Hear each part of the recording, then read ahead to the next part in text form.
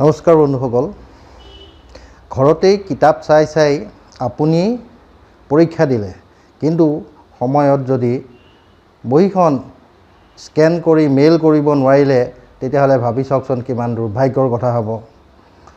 চিন্তা কৰিব নালাগে, মই লৈ আহিছোঁ আপোনাৰ কাৰণে আটাইতকৈ ধুনীয়া এটা এপ্লিকেশ্যন, যিটো এপ্লিকেশ্যনৰ জৰিয়তে ধুনীয়াকৈ আপুনি মোবাইলৰ সহায়ত স্কেন কৰি PDF বনাই ফাইলটোৰ সাইজ মিনিমাইজ কৰি পেলাই আপুনি ধুনীয়াকৈ মেইল কৰিব পাৰিব। গতিকে এইটো এপ্লিকেশ্যনৰ জৰিয়তে আপোনাৰ পৰীক্ষাৰ উত্তীৰ্ণৰ সম্ভাৱনা বঢ়াই দিব। গতিকে আমি মোবাইল স্ক্ৰীনলৈ আহোঁ, ডাইৰেক্টলি দেৰি নকৰোঁ, সময় কথা কৈ লছ নকৰোঁ, মোবাইল স্ক্ৰীনলৈ আহোঁ। এপছটো ডাউনলোড কৰি কেনেদৰে কাম কৰা হয় গোটেইখিনি ধুনীয়াকৈ বুজাই দিছোঁ। গতিকে আপুনি ভিডিঅ'টো শেষলৈকে চাব। প্ৰথমতে আপুনি প্লে ষ্ট'ৰলৈকে যাব।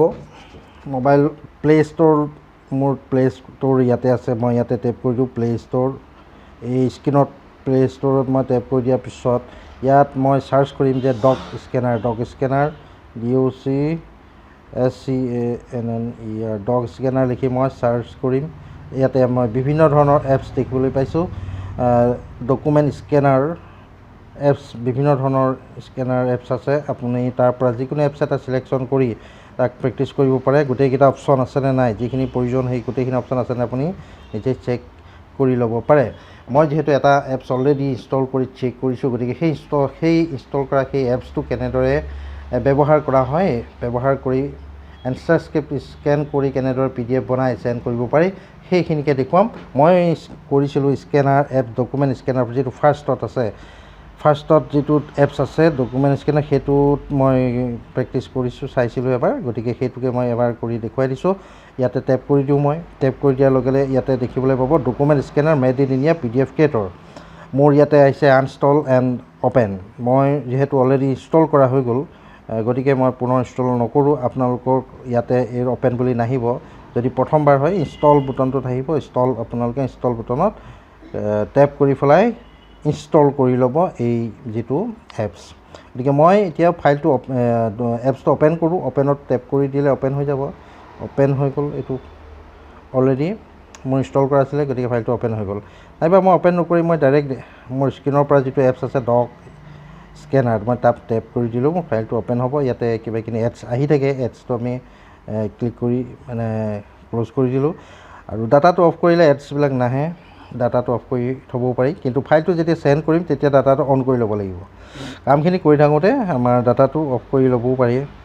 ঠিক আছে, এতিয়া মই কথা হ'ল, এতিয়া প্ৰথম আমাৰ কাম হ'ব কি, ফাৰ্ষ্ট কাম হ'ব যে প্ৰথম আমি পেজ ছেটআপ কৰা, PDF ফাইল, যিটো ফাইল PDF বনাম, PDFৰ ফাইলটোৰ পেজটো ছেটআপ A4 চাইজ আৰু পৰ্ট্ৰেইট মোডত আছে নে এইটো চেক কৰিম।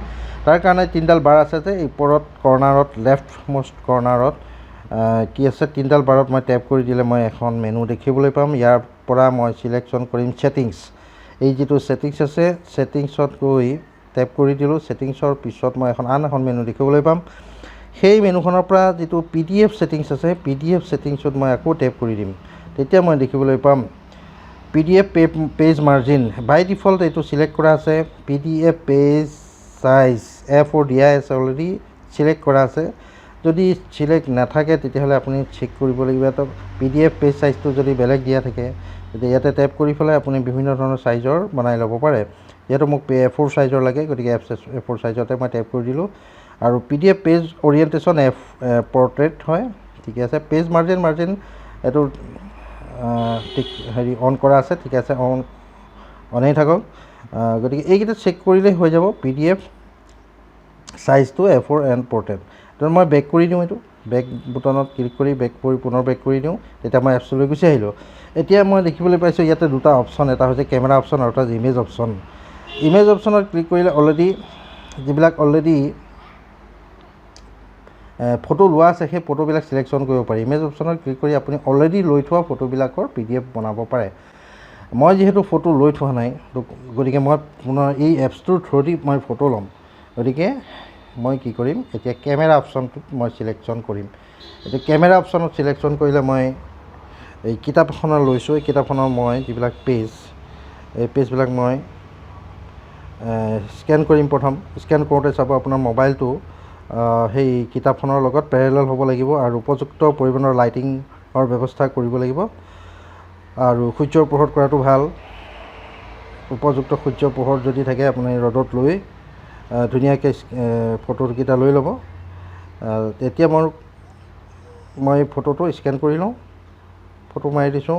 ফটো কৰিবৰ কাৰণে এইটো যিটো কেমেৰা বুটন আছে স্ক্ৰীনত, সেই কেমেৰা বুটনত টেপ কৰি দিম। টেপ কৰি দিয়াৰ লগে লগে মোৰ ফটো লোৱা হৈ গ'ল, ফাৰ্ষ্ট পেজটো হৈ গ'ল। এইটো ফাৰ্ষ্ট পেজটো তেনেকৈ মই অলপ কম টুটা এনেকৈ বহা টুটা কৰিব পাৰোঁ। ক্ৰপ সেইটোকে কয়, ক্ৰপ কৰি দিব পাৰোঁ। মোৰ যিহেতু ঠিকে আছে, মোৰ ইয়াত চেঞ্জ কৰাৰ কোনো প্ৰয়োজন নাই। গতিকে ইয়াতে কেইটামান বস্তু দেখিছোঁ আমি, কাৰেণ্ট ফিল্টাৰ ভাইব্ৰেণ্ট যি আছে সেইটোৱে থাকক, চেঞ্জ নকৰোঁ মই। আৰু ৰিটেক মানে এই যদি ৰিটেক অপশ্যনটো হ'ল পুনৰ ল'ব পাৰোঁ মই। এইটো যদি মোৰ ভুল হ'ল পুনৰ ল'ব পাৰোঁ। কণ্টিনিউ বুটন মোৰ যিহেতু অলৰেডি ভালকৈ লোৱা হৈছে পিকচাৰটো, কণ্টিনিউ বুটনত মই প্ৰেছ কৰি দিম। হৈ গ'ল, এটা পেজ হৈ গ'ল। তাৰপিছত মই পেজটো লুটিয়াই পেলাই নেক্সট পেজটো লওঁ। নেক্সট পেজটো কি আছে, ৰিচ'ৰ্চ মেটেৰিয়েল মই এনেকৈ ফটোটো লৈ ল'লোঁ ধুনীয়াকৈ। হৈ গ'ল। ছেকেণ্ড পেজটো ঠিকে আছে, হৈ গ'ল। কণ্টিনিউ বুটন মাৰি দিওঁ। তাৰপিছত নেক্সট পেজটো মই চিলেকশ্যন কৰোঁ। তেনেকৈ 3-4টামান পেজত কৰি পেলাই মই দেখুৱাই দিওঁ বস্তু। এইটো পৰাপত মই লৈ ল'লোঁ পিকচাৰটো। এইটো অলপ বেকা বেকি হ'ল, এইটো পোন কৰি দিওঁ। ঠিক আছে, হৈ গ'ল। কণ্টিনিউ। তাৰপিছত নেক্সট পেজ 4টা পেজ লৈ দিওঁ, বেছি নলওঁ। 4টা পেজৰ নেক্সট পেজটো মই কৰি দিলোঁ। এইটো ঠিকে আছে। এইটো অকণমান বাছ এনেকৈ পোন কৰি দিওঁ, ওপৰৰ ফালে বেছি আছে হ'ব। কণ্টিনিউ কৰাৰ পিছত মই যিটো ৰাইট বুটন আছে, 4টা পেজ কৰিলোঁ। আপোনালোকৰ 50টা 60টা যিমানটা পেজ আছে গোটেইখিনি কৰিব পাৰিব। মই গোটেইখিনি কৰি থাকিলে টাইম বেছি লাগিব। গতিকে মই টিক মাৰ্কত টিক কৰি দিওঁ। যিটো নেকি ৰাইট চিন আছে, ৰাইট চিনত মই টেপ কৰি দিলেই মোৰ ফাইলটো ইণ্ডিং বুজাব। এতিয়া মই দেখা পাইছোঁ যে পেজকেইটা ইফালে মই এনেকৈ মুভ কৰিব লাগিব পঠালিকৈ। 1 নম্বৰ পেজ, এইটো ফাৰ্ষ্ট পেজটো আহিলে, দেন নেক্সট ছেকেণ্ড পেজ আহিলে, বিল্ড আপ ছেইম আছে। ফাৰ্ষ্ট পেজটো ছেকেণ্ড পেজটো ছেইম আছে, কিন্তু কালাৰটো অহা নাই। কালাৰটো কৰি ল'ব লাগিব, কালাৰটো কৰা নাছিলোঁ। থাৰ্ড পেজ, গোটেইকেইটা পেজ ঠিকে আছে। যদি কিবা কাৰণত এটা পেজ ভুল হয়, সেই পেজটো পুনৰ আপুনি কাৰেকশ্যন কৰিব পাৰিব। কাৰেকশ্যন কৰে কেনেকৈ সেইখিনি মই পিছত দেখুৱাই দিম। এতিয়া মোৰ কাৰেকশ্যন অলৰেডি হৈ গ'ল এই পেজকেইটা। গতিকে মই ফাইলটো ছেভ কৰিম। ছেভ কৰিবৰ কাৰণে কি কৰিব লাগিব, তলত যিটো বুটান আছে ছেভ বুলি পেলাই, এই ছেভত মই টেপ কৰি দিম। টেপ কৰি দিয়াৰ লগে লগে ইয়াত কৈ আছে কি save entire document, save only this file আৰু ছেভ এণ্টায়াৰ ডকুমেণ্ট। তাৰ ভিতৰত মই ছেভ এণ্টায়াৰ ডকুমেণ্টটো চিলেক্ট কৰিম, কাৰণ সকলোকেইটা পেজ ছেভ কৰিব লাগিব। তাৰপিছত নতুন এখন উইণ্ড' অ'পেন হৈ গৈছে এটা। ইয়াৰ পৰা মই PDF-টো অলৰেডি চিলেক্ট হৈ আছে, মই সেইটো টেপ কৰি দিম। আৰু পেজটো মই মোৰ মোবাইলৰ ডকুমেণ্টছ নামৰ ফ'ল্ডাৰটোত মই ছেভ কৰিম। গতিকে ইয়াত মই internal storage, documents, save to cloud এই গোটেইকেইটা চিলেক্ট নকৰোঁ। Google Drive, send to email এই গোটেইখিনি নকৰোঁ। মই মাই ডকুমেণ্টছটো চিলেক্ট কৰি ছেভ কৰি দি দিলোঁ। ছেভ হৈ গ'ল। ইয়াৰ আগতে মই ফাইলটো ৰিনেম কৰিব লাগিছিলে, তেতিয়াহে মই গম পাম। ফাইলটোৰ নাম এটা দি দিওঁ। ফাইলটোৰ মই বেক কৰি দিওঁ। বেক কৰি দিওঁ। ঠিক আছে। ইয়াতে ফাইলটোৰ নামটো চেঞ্জ কৰিব পাৰিম। ইয়াতে নিউ ডক লিখা আছে, ইয়াতে ক্লিক কৰি 3টা ডট আছে যে 3টা ডটত ক্লিক কৰিলে আকৌ মই দেখুৱাইছোঁ 3টা ডট আছে, ইয়াতে টেপ কৰি দিলে আমাৰ এইখন মেনু পোৱা যায়। ইয়াৰ পিছত ফাইলটো ইয়াতে ডিলিটো কৰিব পাৰি, ডিলিট অপশ্যনটো এইটো আছে। আৰু তললৈ গ'লে আমি ৰিনেম বুলি এটা পাম, এইটো ৰিনেমত মই ক্লিক কৰি মই এই ছাবজেক্টটো মই চেঞ্জ কৰিম। এইটো ছাবজেক্টটো মই এডুকেশ্যন বুলিয়ে দিওঁ। এডুকেশ্যন ছাবজেক্টৰ মই পৰীক্ষা দিছোঁ, ছাপ'জ এডুকেশ্যন লিখিছোঁ, অ'কে কৰি দিলোঁ। যেতিয়া ফাইল নেমটো এডুকেশ্যন হৈ গ'ল। এতিয়া মই এই ফাইলটো পুনৰ অ'পেন কৰিম। অ'পেন কৰি লৈ এইটো ইয়াত 3টা ডটত ক্লিক কৰি PDF-ত কৰিব লাগিব। অ'পেন কৰিবৰ কাৰণে এতিয়া এই 3টা ডটত টেপ কৰি পেলাই PDF-ত টেপ কৰি দিম। তেতিয়া মই ফাইলটো পুনৰ PDF ভাৰ্চনটো ইয়াত অ'পেন হৈ যাব। এতিয়া মোৰ গোটেই ফাইল 3টা হৈ গ'ল, মোৰ স্কেন হৈ গ'ল, PDF বনি গ'ল। এতিয়া মোৰ কথা হ'ল মই প্ৰথম চাব লাগিব এতিয়া কিমান ছাইজৰ। এই ছাইজটো চেক কৰি মই চেণ্ড কৰি দিব লাগে। সাইজটো কিমান দিয়া আছে এই তলত দিয়া আছে 1.85 MB তো 1.85 MB টো মই যদি সাপোজ মোক 1 MB তলতকৈ বেছি কৰিব দিয়া নাই তো 1.85 হৈ গ'ল গতিকে কমাবৰ কাৰণে মই ইয়াতে কম্প্ৰেছ বুটামটো টেপ কৰিব লাগিব কম্প্ৰেছ যিটো ইয়াত আছে কম্প্ৰেছ এই কম্প্ৰেছত টেপ কৰি দিয়াৰ লগে লগে ইয়াতে 1.85 টো মই এইটো কমাই দি পেলাই এইমানলৈ এইখিনি লৈ আধালৈকে লৈ আনো আধাতকৈ অলপ বেছি কমাই দিলোঁ প্ৰচেছিং হৈ পেলাই 1.05 হৈ আছে অলৰেডি 0.05 MB অলপ বেছি আছে 1লৈকে আৰু অকণমান স্লাইড কমাই দিওঁ 1 MB কৰিবৰ কাৰণে অলপ আৰু অকণমান কমাব লাগিব 1 MB কে অলপ কম থাকিলেও অসুবিধা নাই যদি মোক কোৱা হয় 1 MB তেতিয়াহ'লে মই 1 MB তকৈ অলপ কম কৰি দিওঁ কিন্তু 1 MB তকৈ বেছি হ'ব নালাগে 400 সামথিং KB হৈ গ'লগৈ 1000 অলপ বঢ়াই দিওঁ ঠিক আছে 0.99 MB 0.99 MB মানে 1 MB তকৈ কম এতিয়া মোৰ 0.99 MB এইটো মই এবাৰ সেভ কৰি দিওঁ ফাইলটো সেভ কৰি দিছোঁ সেভ কৰি দিলে আকৌ ডকুমেণ্টছটো সিলেক্ট কৰোঁ মই সেভ কৰি দিছোঁ কিন্তু ক্লোজ সেভ সাকসেসফুলি ক্লোজ কৰি দিওঁ এতিয়া এইটো 0.99 MB হোৱাৰ পিছত আপুনি এই তলত থকা যিটো শ্বেয়াৰ বুটন এই শ্বেয়াৰ বুটনত টেপ কৰি দিব শ্বেয়াৰ বুটনত টেপ কৰাৰ লগে লগে এইখন নতুনকৈ উইণ্ড' আপুনি দেখিব পাব ইয়াত এখন এইটো বক্স দেখিবলৈ পাব ইয়াৰ পৰা আপুনি পুনৰ শ্বেয়াৰ কৰিব পাৰে PDF save as share as PDF এইটো সিলেকশ্যন হৈ থাকিব লাগিব শ্বেয়াৰ বুটনত মই টেপ কৰি দিলোঁ টেপ কৰাৰ পিছতে শ্বেয়াৰ মই ক'ত শ্বেয়াৰ কৰিম হোৱাটছএপত কৰিম নে ফেচবুকত কৰিম নে জিমেইলত কৰিম নে মই জিমেইলত কৰিম গতিকে এই জিমেইলটোত মই সিলেকশ্যন কৰোঁ মই জিমেইলত মেইল কৰিব লাগিব যিহেতুকে তেতিয়া আন এখন উইণ্ড' মোৰ ইমেইলৰ উইণ্ড'খন অ'পেন হৈ গ'ল ইয়াতে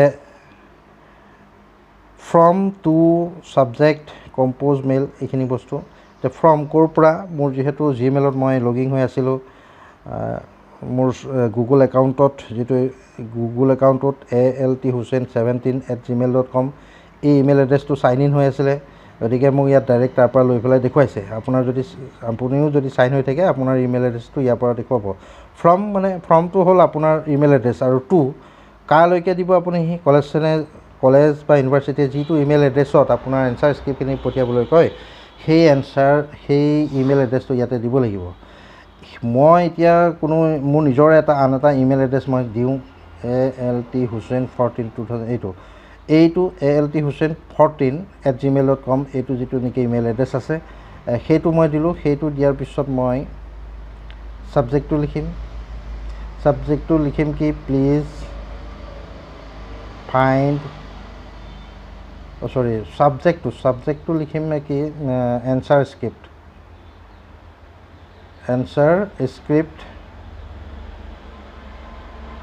ছাবজেক্ট এডুকেশ্যন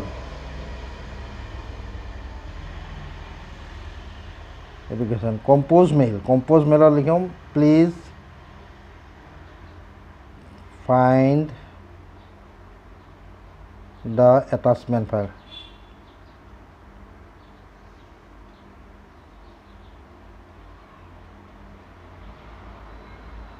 ঠিক আছে তাৰপিছত মই এণ্টাৰ মাৰি নেক্সট লিখিলোঁ নেম ৰোল নাম্বাৰ লিখি দিব লাগিব সকলোৱে নিজৰ নেম এণ্ড ৰোল নাম্বাৰকেইটা লিখি দিব ৰোল নাম্বাৰ ছাপোজ কিবা এটা নেম ছাপোজ ABC যাৰ যি নাম সেইটো লিখি দিব এতিয়া মোৰ গোটেইখিনি লিখা হৈ গ'ল এটা কথা বিশেষকৈ মন কৰিবলগীয়া যিটো এটাচমেণ্ট ফাইল education.pdf ফাইলটো ইয়াতে দেখা পাব ইয়াতে দেখা নাপালে কিন্তু সেইটো নহ'ব ফাইলটো এটাচ হ'বই লাগিব ইয়াত লগত লাগি আছে তাৰমানে এটাচ হৈ আছে গতিকে আমি এতিয়া ফাইলটো চেণ্ড কৰি দিব পাৰোঁ ফাইলটো চেণ্ড কৰিবৰ কাৰণে আমাৰ এইটো যিটো বুটন আছে এই বুটনটোত মই টেপ কৰি দিম এই বুটনটো টেপ কৰি দিলে ফাইলটো চেণ্ড হৈ গুচি গ'ল 1 ছেকেণ্ডত ফাইল গুচি গ'ল এতিয়া মই চেক কৰিম whether the file is মই অলপ পিছত চেক কৰিম তাৰ আগতে মই আৰু এটা বস্তু দেখুৱাওঁ ইয়াতে এতিয়া মই বেক হৈ যাওঁ যে বেক হৈ পেলাই মই এই ফাইলটো যদি পুনৰ মই PDF-ত অ'পেন কৰোঁ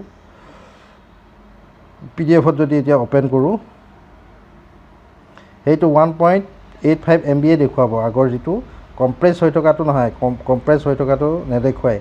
যিটো অৰিজিনেল ফাইল সেই অৰিজিনেল ফাইলটোৱে দেখুৱাব। পুনৰ যদি চেণ্ড কৰাৰ আগতে মই কম্প্ৰেছ কৰি চেণ্ড কৰিব লাগিব, বা কম্প্ৰেছ কৰি ছেভ কৰিলেও ছেভ কৰা ফাইলটো পঠালেও হ'ব।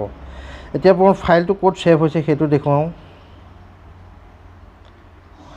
ফাইলটো ছেভ হোৱাৰ জেগাখিনি হ'ল ডকুমেণ্টছৰ কাৰণে আমি আপোনাৰ মোবাইলত মোৰ তাত ফাইল মেনেজাৰত গৈ মই ডকুমেণ্টছ নামৰ যিটো ফ'ল্ডাৰ থাকিব, ডকুমেণ্টছ নামৰ ফ'ল্ডাৰটোত মই টেপ কৰি দিলে মই ডকুমেণ্টছটো বুজি পাম। এইটো education.pdf যিটো ফাইল, education.pdf দুটা আছে চাওক, এটা তলত আছে education.pdf 2টো 835 KB আছে আৰু 1টো আছে 0.99 MB। যিটো 0.99 MB সেইটো 1 MBতকৈ কম মই ছেভ কৰিছিলোঁ, এইটো ছেভ হৈ গ'ল। চৰি, এইটো ইংলিছ। আৰু এটা প্ৰথম যিটো আছিলে 1.85 MB নামটো দিয়াই নাছিলোঁ তেতিয়া, হয় দেই। এইটো নিউ ডক যিটো ফাইল আছিলে, নিউ ডক 1450, এইটো হ'ল এইটো নাম দিয়া নাছিলোঁ, এইটো 1.85 MB আছিলে এইটো। তাৰপিছত ছেভ কৰোঁতে তলত পিছত ছেভ কৰোঁতে এডুকেশ্যন নামটো চেঞ্জ কৰি দিছিলোঁ, education.pdf, এইটো 0.99 MB এইটো ফাইল। এই ফাইলটো মই অ'পেন কৰিব পাৰোঁ। অ'পেন কৰিলে চাইজটো সেই ছেইম চাইজ আছে। গতিকে ইমানখিনিয়েই। আৰু এই ফাইলটো আপুনি যদি ডাইৰেক্ট মেইলটো অ'পেন কৰি জিমেইল অ'পেন কৰি এই ফাইলটো এটাচ কৰি পেলাইও পঠিয়াব পাৰে, যদি আপোনাৰ কম্পিউটাৰ এই যে মেইল কৰিব জানে, তেতিয়াহ'লে আপুনি ডাইৰেক্ট জিমেইল অ'পেন কৰি ফাইলটো চেণ্ড কৰিব পাৰে, এপ্লিকেশ্যনটোৰ পৰা যদি অসুবিধা পায়। মই জানো যে এপ্লিকেশ্যনটোৱে বেছি সুবিধাজনক। ইয়াৰ আগতে মই এতিয়া মেইলটোত আহিলে নে মই এইটো চেক কৰোঁ। মোৰ যিটো মেইলত পঠিয়াইছিলোঁ সেই মেইলটোত আহিছেনে এবাৰ চেক কৰি দিওঁ। মই জিমেইলটো অ'পেন কৰিছোঁ। এইটো জিমেইল মোৰ যিটো অনলাইন ডিজিটেল লাৰ্ণিং এডুকেশ্যন, এই ফাইলটো আহি গ'ল। এইটো যিটো মানে ট্ৰেন্সফাৰ কৰিছিলোঁ, এইটো অনলাইন ডিজিটেল লাৰ্ণিং যিটো নেকি ইমেইল, সেই ইমেইলটোৰ পৰা এইটো ইয়ালৈকে এইটো চেণ্ড হৈ গ'লগৈ। এইটো টু মি এইটো আহিলে, এইটো ফাইল আহিলে। এই ফাইলটো মই ডাউনলোড কৰি ল'ব লাগিব, ডাউনলোডিং দ্য ফাইল। সেইটো এক্সাম চেলত ডাউনলোড কৰিব, কলেজখনে বা ইউনিভাৰ্চিটিয়ে ডাউনলোড কৰিব ফাইলটো। কিন্তু আপোনাৰ পঠোৱা ফাইলটো ইয়াতে আহিছে, সেই এপছটোৰ পৰা যে আহিছে সেই কথাটোৱে দেখুৱালোঁ। গতিকে আজিলৈ ইমানখিনিতে সামৰি মাৰিলোঁ। আৰু কিবা যদি অসুবিধা হয় নিশ্চয় আপোনালোকে কমেণ্টছৰ জৰিয়তে জনাব, মই পুনৰ ভিডিঅ' বনাই বুজাবলৈ চেষ্টা কৰিম। থেংক ইউ, বহুত বহুত ধন্যবাদ।